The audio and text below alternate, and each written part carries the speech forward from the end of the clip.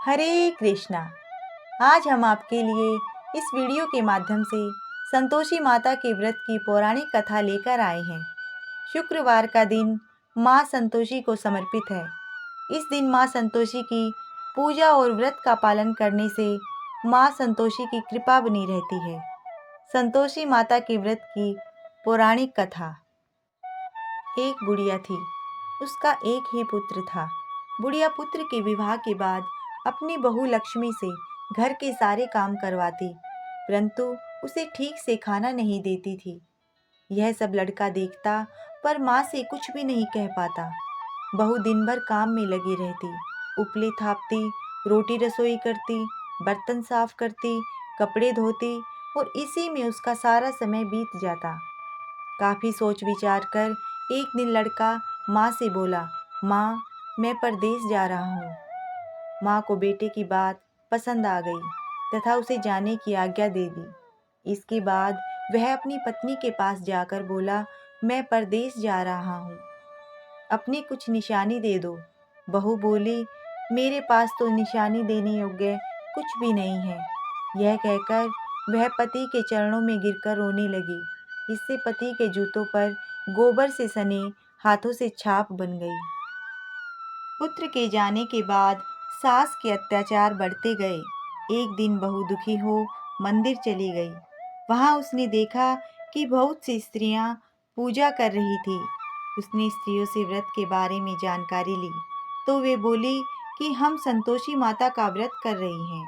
इससे सभी प्रकार के कष्टों का नाश होता है। स्त्रियों ने बताया, शुक्रवार को नहा धोकर एक लोटे में शुद्ध जल लें, गुड़ चने का प्रसाद लेना तथा सच्चे मन से माँ का पूजन करना, खटाई भूल कर भी मत खाना और न ही किसी को देना, एक वक्त भोजन करना। व्रत विधान सुनकर अब वह प्रति शुक्रवार को संयम से व्रत करने लगी। माता की कृपा से कुछ दिनों के बाद पति का पत्र आया। कुछ दिनों बाद पैसा भी आ गया। उसने प्रसन्न मन से फिर व्रत किया तथा मंदिर में जा अन्य स्त्रियों से बोली, संतोषी माता की कृपा से हमें पति का पत्र तथा रुपया आया है। अन्य सभी स्त्रियां भी श्रद्धा से व्रत करने लगी। बहू ने कहा, हे माँ, जब मेरा पति घर आ जाएगा तो मैं तुम्हारे व्रत का उद्यापन करूंगी। अब एक रात संतोषी माँ ने उसके पति को स्वप्न दिया और कहा कि तुम अपने घर क्यों नहीं जाते। तो वह कहने लगा, सेठ का सारा सामान अभी बिका नहीं, रुपया भी अभी नहीं आया है। उसने सेठ को स्वप्न की सारी बात कही तथा घर जाने की इजाज़त मांगी, पर सेठ ने इनकार कर दिया। माँ की कृपा से कई व्यापारी आए, सोना चांदी तथा अन्य सामान खरीद कर ले गए। कर्जदार भी रुपया लौटा गए। अब तो साहूकार ने उसे घर जाने की इजाज़त दे दी। घर आकर पुत्र ने अपनी माँ व पत्नी को बहुत सारे रुपये दिए। पत्नी ने कहा कि मुझे संतोषी माता के व्रत का उद्यापन करना है। उसने सभी को न्योता दे उद्यापन की सारी तैयारी की। पड़ोस की एक स्त्री उसे सुखी देख ईर्ष्या करने लगी थी। उसने अपने बच्चों को सिखा दिया कि तुम भोजन के समय खटाई जरूर मांगना।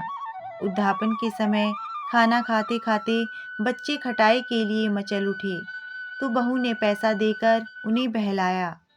बच्चे दुकान से उन पैसों की इमली खटाई खरीद कर खाने लगे तो बहू पर माता ने कोप किया।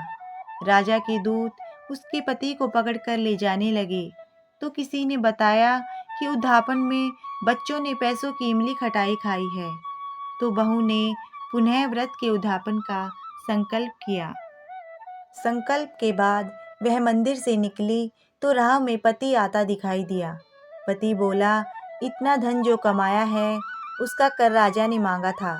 अगले शुक्रवार को उसने फिर विधिवत व्रत का उद्यापन किया। इससे संतोषी माँ प्रसन्न हुई। 9 माह बाद चांद सा सुंदर पुत्र हुआ।